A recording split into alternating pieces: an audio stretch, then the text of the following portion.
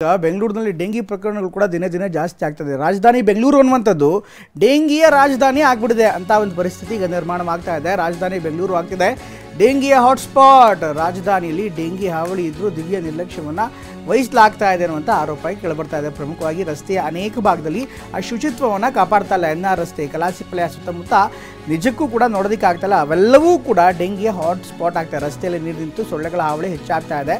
In fact Kalasipalya bus ನಿಲ್ದಾಣದಲ್ಲಿ ಸಾಕಷ್ಟು ದೊಡ್ಡ ಡೇಂಜರೇ ಇದೆ ಅಂತ ಒಂದು ಪರಿಸ್ಥಿತಿ ಇದೆ. ಬಸ್ ನಿಲ್ದಾಣದ ಮುಂದೆಯೇ ಸೊಳ್ಳೆ ಉತ್ಪತ್ತಿ ಆಗ್ತವೆ. ನಿಂತ ನೀರು ಅಲ್ಲೇ ಕಲುಷಿತಗೊಂಡಿದೆ. ಹೀಗಾಗಿ ಅನಾರೋಗ್ಯಕ್ಕೆ ಕೂಡ ಇದು ಕಾರಣವಾಗ್ಬೋದು. ನೋಡ್ತಾ ಇದ್ದೀರಾ ಎಷ್ಟು ಕೊಚ್ಚೆ ಇದೆ, ಗಲೀಜಿದೆ ಅಂತ. ಹೀಗಾಗಿ ನೋಡೋದಕ್ಕೆ ಆಗ್ತಾ ಇಲ್ಲ. ಈ ಭಾಗದಲ್ಲಿ ಬಿಗಿ ಕ್ರಮ ಕೈಗೊಳ್ಳಲಾಗ್ತಾ ಇಲ್ಲ ಅನ್ನುವಂಥದ್ದು ಈಗ ದೃಶ್ಯದಲ್ಲೇ ಗೊತ್ತಾಗುತ್ತೆ. ಈ ಬಗ್ಗೆ ನಮ್ಮ ಪ್ರತಿನಿಧಿ ವಿನಯ್ ಕುಮಾರ್ ಒಂದು ಗ್ರೌಂಡ್ ರಿಪೋರ್ಟ್ ಕೊಟ್ಟಿದ್ದಾರೆ. ನೋಡೋಣ ಬನ್ನಿ. ರಾಜಧಾನಿ ಬೆಂಗಳೂರಿನಲ್ಲಿ ಕಳೆದ 2 ವಾರಗಳಿಂದಲೂ ಕೂಡ ನಿರಂತರವಾಗಿ ಡೆಂಗ್ಯೂ ಜ್ವರ ಹೆಚ್ಚಾಗ್ತಾ ಇದೆ. ಡೆಂಗ್ಯೂ ಜೊತೆಗೆ ಜಿಕಾ ಕೂಡ ಆತಂಕ ಕೂಡ ಎದುರಾಗಿರುವಂಥದ್ದು. ಹೀಗಾಗಿ ಜಿಲ್ಲಾಡಳಿತ ಆಗಿರ್ಬೋದು, BBMP ಆಗಿರ್ಬೋದು ಸಾಕಷ್ಟು ಮುನ್ನೆಚ್ಚರಿಕಾ ಕ್ರಮವನ್ನು ಕೈಗೊಳ್ಳೋದಕ್ಕೆ ಮುಂದಾಗಿದೆ. ಹೀಗಾಗಲೇ ನಿಂತ ನೀರುಗಳೇನಿದೆ ಅವುಗಳನ್ನು ಶುಚಿತ್ವವನ್ನು ಕಾಪಾಡ್ಕೊಳ್ಬೇಕು. ನೀರು ಮನೆ ಸುತ್ತಮುತ್ತ ಶೇಖರಣೆ ಆಗದೇ ಇರೋ ಹಾಗೆ ನೋಡ್ಕೊಳ್ಬೇಕು. ಕೊಳಚೆ ನೀರು ಸಂಗ್ರಹಣೆ ಆಗದೇ ಇರೋ ಹಾಗೆ ನೋಡ್ಕೊಳ್ಬೇಕು ಅನ್ನೋ ಸೂಚನೆ ಇತ್ತು. ಜೊತೆಗೆ ಈ ಮಸ್ಕಿಟೋ ಸ್ಪ್ರೇಯನ್ನು ಕೂಡ ಸಿಂಪಡಣೆ ಮಾಡೋದಕ್ಕೆ ಈಗಾಗಲೇ BBMP ಮುಂದಾಗಿರುವಂಥದ್ದು. ಸದ್ಯ TV9 ಕೂಡ ಸುದ್ದಿಯನ್ನು ಮಾಡಿತ್ತು ಬೆಳಗ್ಗೆ. ಕಲಾಸಿಪಾಳ್ಯ ಮುಂಭಾಗದಲ್ಲಿ ಅತಿ ಹೆಚ್ಚು ನೀರು ಶೇಖರಣೆ ಆಗ್ತಾ ಇದೆ, ಗಲೀಜಿದೆ, ಕಲುಷಿತ ನೀರು ಸೇರ್ಕೊಳ್ಕೊಳ್ಳುತ್ತೆ. ಇದರಲ್ಲಿ ಇಡೀ ಜಾತಿಯ ಸೊಳ್ಳೆಗಳು ಉತ್ಪತ್ತಿ ಆಗುತ್ತೆ. ಇದರಿಂದಲೇ ಹೆಚ್ಚಿನ ಪ್ರಮಾಣದಲ್ಲಿ ಡೆಂಗ್ಯೂ ಜ್ವರ ಹೆಚ್ಚಾಗ್ತಾ ಇರುವಂತದ್ದು, ವೈರಲ್ ಫೀವರ್ ಹೆಚ್ಚಾಗ್ತಾ ಇರುವಂತದ್ದು ಅನ್ನೋದನ್ನು ಕೂಡ ಸುದ್ದಿ ಮಾಡಿತ್ತು. ಹೀಗಾಗಿ ಇದರ ಬಳಿಕ BBMP ಎಚ್ಚೆತ್ತುಕೊಂಡಿದೆ. ನಿಂತ ನೀರಿನ ಪ್ರದೇಶದ ಸುತ್ತಮುತ್ತ ಮಸ್ಕಿಟೋ ಸ್ಪ್ರೇಯನ್ನು ಕೂಡ ಸ್ಪ್ರೇಯನ್ನ ಮಾಡ್ತಾ ಇದೆ.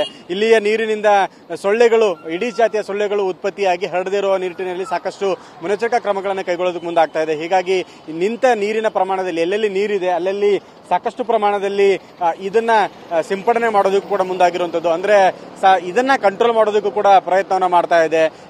ಈ ಒಂದು ಭಾಗದಿಂದ ಸೊಳ್ಳೆಗಳು ಹೆಚ್ಚಿನ ಪ್ರಮಾಣದಲ್ಲಿ ಜನರಿಗೆ ಕಸದೇ ಇರಲಿ ಅನ್ನೋ ದೃಷ್ಟಿಕೋನದಿಂದ ಈ ಮಸ್ಕಿಟೋ ಸ್ಪ್ರೇಯನ್ನು ಕೂಡ ಮಾಡ್ತಿರುವಂತದ್ದು. ಹೀಗಾಗಿ ಸಾಕಷ್ಟು ಎಚ್ಚರಿಕಾ ಕ್ರಮಗಳನ್ನು ಕೂಡ ಕೈಗೊಳ್ಳಕ್ಕೆ ಮುಂದಾಗ್ತಾ ಇದೆ. ಆದ್ರೆ ಇನ್ನೊಂದು ಕಡೆ ಈ ತರದ ನೀರಾಗ್ಲಿ, ಕಲುಷಿತ ಸ್ಥಳಗಳಲ್ಲಿ ಶೇಖರಣೆಯಾಗುವಂತಹ ನೀರುಗಳನ್ನ ಸಾಧ್ಯವಾದಷ್ಟು ಮಟ್ಟಿಗೆ ಕಂಟ್ರೋಲ್ ಮಾಡಬೇಕಾಗಿದೆ. ಶುಚಿತ್ವವನ್ನು ಕಾಪಾಡಿಕೊಳ್ಳುವುದಲ್ಲೂ ಕೂಡ BBMP ಮೊದಲ ಆದ್ಯತೆಯನ್ನು ನೀಡಬೇಕು. ಅದೇ ಸೊಳ್ಳೆಗಳನ್ನ ಕಂಟ್ರೋಲ್ ಮಾಡೋದಕ್ಕೆ ಪ್ರಮುಖವಾದಂತಹ ಅಸ್ತ್ರ ಅನ್ನೋದು ಕೂಡ ತಜ್ಞರು ಹೇಳ್ತಿರುವಂತದ್ದು. ಕ್ಯಾಮರಾಮನ್ ಮಹಾಂತೇಶ್ ಜೊತೆ ವಿನಯ್ ಕುಮಾರ್ ಕಾಶ್ಮೀರ, TV9 ಬೆಂಗಳೂರು. ಇದ್ರ ಜೊತೆಗೆ ಹಾಸನದಲ್ಲೂ ಕೂಡ ಇದೇ ರೀತಿಯಂತ ಪರಿಸ್ಥಿತಿ ಕಂಡು ಬರ್ತಾ ಇದೆ. ಹಾಸನದಲ್ಲೂ ಕೂಡ ಅಧಿಕಾರಿಗಳ ನಿರ್ಲಕ್ಷ್ಯದಿಂದಾಗಿ ಜನ ಸಮಸ್ಯೆಯನ್ನು ಎದುರಿಸ್ತಾ ಇದ್ದಾರೆ. ಡೆಂಗಿ ಹೆಚ್ಚಾಗಿದ್ರು ಕೂಡ ಎಚ್ಚೆತ್ತುಕೊಳ್ಳದಂಥ ಅಧಿಕಾರಿಗಳು, ಡೆಂಗಿ ಹೆಚ್ಚಾಗಿದೆ ಆದರೂ ಕೂಡ ಎಚ್ಚೆತ್ತುಕೊಳ್ತಾರೆ ಅಧಿಕಾರಿ. ಸೊಳ್ಳೆಗಳ ಉತ್ಪತ್ತಿಗೆ ಸ್ವರ್ಗವಾಗ್ತಾ ಇದೆ. ಕಸದ ರಾಶಿಯಿಂದ ನಿಜಕ್ಕೂ ಸಮಸ್ಯೆ ಆಗ್ತಾ ಇದೆ ಆ ಭಾಗದಲ್ಲಿ. ಇನ್ನು ನಮ್ಮ ಪ್ರತಿನಿಧಿ ಮಂಜುನಾಥ್ ಒಂದು ರಿಪೋರ್ಟ್ ಕೊಟ್ಟಿದ್ದಾರೆ.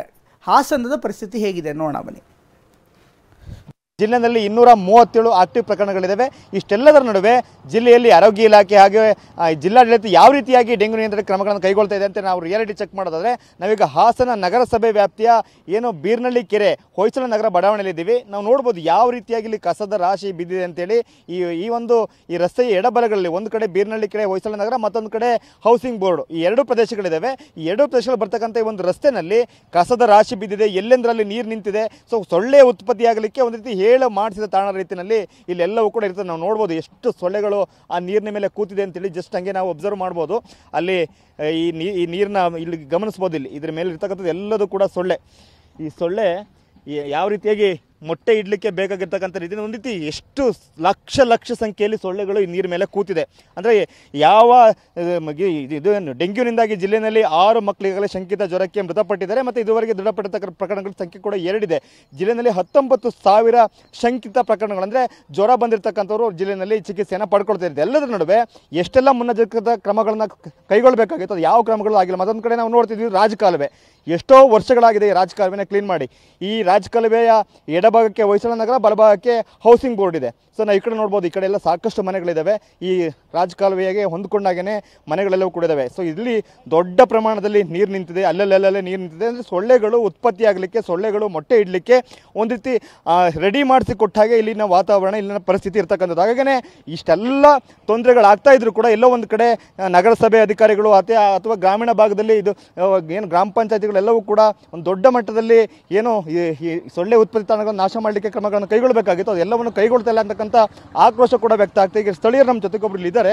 ಸರ್ ಹೇಳಿ ಸರ್, ಈ ರಸ್ತೆಯಲ್ಲಿ ಇಷ್ಟೊಂದು ಕಸ ಇದೆ, ಅಧಿಕಾರಿಗಳು ಏನಾದ್ರು ಕ್ಲೀನ್ ಮಾಡ್ತಾರಾ ಇಲ್ಲಿ ಹೇಗಿದೆ ಸರ್ ಪರಿಸ್ಥಿತಿಯಲ್ಲಿ? ಎಲ್ಲ ತಂದು ಇಲ್ಲೇ ಹಾಕ್ತಾ ಇರ್ತಾರೆ. ಬೋರ್ಡ್ ಹಾಕಿದ್ರು, ಆದರೆ ನನಗೆ ಮನವಿ ಮಾಡ್ಕೊಳ್ಳೋದು ಅಂದರೆ ಅದು ಸಂಬಂಧಪಟ್ಟಂಥ ಇಲಾಖೆ ಅಧಿಕಾರಿ ಯಾರೇ ಇರ್ಬೋದು, ದಯವಿಟ್ಟು ಯಾಕೆಂದರೆ ಇಲ್ಲಿ ನೋಡಿ ಇದರಲ್ಲಿ ಕ್ಷೇತ್ರದಲ್ಲಿ ನೀರು ಹೋಗೋದಿಲ್ಲ, ಗಿಡ ಎಲ್ಲ ಬೆಳ್ಕೊಂಡಿದೆ. ದಯವಿಟ್ಟು ಇದಕ್ಕೆ ಇಂಥ ಸಂದರ್ಭದಲ್ಲಿ ನೀವು ಸಹಕಾರ ಕೊಡಿ ಅಂತೇಳಿ ನಾನು ಕೇಳ್ಕೊತೀನಿ. ಈಗ ರಸ್ತೆಯಲ್ಲಿ ನೀರು ನಿಂತಿದೆ, ಅಲ್ಲೇ ಸಾವಿರಾರು ಲಕ್ಷಾಂತರ ಸೊಳ್ಳೆಗಳು ಅದ್ರ ಮೇಲೆ ಕೂತಿದೆ. ಇದರಿಂದಾಗಿ ಡೆಂಗ್ಯೂ, ನಮ್ಮ ಜಿಲ್ಲೆಯಲ್ಲಿ ಡೆಂಗ್ಯೂ ಜಾಸ್ತಿ ಆಗ್ತದೆ. ಏನು ಕ್ರಮ ಕೈಗೊಂಡಿದೆ ಅಧಿಕಾರಿಗಳು? ಹೌದು ಇದನ್ನು ದಯವಿಟ್ಟು ಅಧಿಕಾರಿಗಳು ಸಂಬಂಧಪಟ್ಟಂಥವ್ರು ಬಂದು ಇದನ್ನು ನೋಡಿ ಮಾಡಿ ಅದನ್ನು ಕೇಳ್ತೀವಿ, ನಾವು ಕ್ಲೀನ್ ಮಾಡ್ಕೊಡಿ ಅಂತ ನಾವು ಕೇಳ್ಕೊತೀವಿ, ಮನವಿ ಮಾಡ್ಕೊತೀವಿ. ಈಗ ಇನ್ನೊಂದು ಕಡೆ ರಸ್ತೆಗೆ ತಂದು ಹಿಂಗೆ ಕಸ ಹಾಕಿದ್ರೆ ಜನರ ಜವಾಬ್ದಾರಿ ಕೂಡ ಸಾಕಷ್ಟು ಇದೆ ಅಲ್ವಾ? ಭಾರಿ ಮುಖ್ಯ. ಇಲ್ಲಿ ಜನಗಳು ಅವರು ಮಾಡಿಸ್ತಾ ಇರ್ತಾರೆ, ನಾವು ನೋಡ್ತೀವಿ. ಲಾರಿಗಳು ನಿಲ್ಸ್ಕೊಂಡು ಇದ್ದಂಥ ಕಸಗಳನ್ನು ತೆಗೆದು ಎಲ್ಲ ತಗೊಂಡು ಹೋಗ್ತಿರ್ತಾರೆ. ಆದರೂ ಇಲ್ಲಿ ಸುತ್ತಮುತ್ತ ಜನ ಅಂತ ನೋಡಿ ಗಾಡಿ ಬರ್ತವೆ ಮನೆ ಹತ್ರಗೆ, ಕಸ ಹಾಕೋದಿಲ್ಲ, ತಂದೆಲ್ಲ ಇಲ್ಲಿ ಹಾಕಿ ಹೋಗ್ತಾರೆ. ಮೂಟು ಗಟ್ಟಲೆ ಸುರಿದು ಹೋಗ್ತಾರೆ. ಬೋರ್ಡು ಸಹ ಇಲ್ಲಿ ಹಾಕಿದ್ರು. ಆದರೆ ಅದು ಜನಗಳು ಸಹಕರಿಸ್ಬೇಕು, ನಾವು ಅವ್ರ ಮೇಲೆ ಇದು ಮಾಡೋದಿಲ್ಲ. ಜನಗಳು ಸಹಕರಿಸಿ ಅವರು ಅದಕ್ಕೆ ಸ್ಪಂದಿಸ್ತಾರೆ. ಕ್ಯಾಮರಾಮನ್ ಮಹೇಶ್ ಜೊತೆ ಮಂಜುನಾಥ್, KB, TV9 ಹಾಸನ.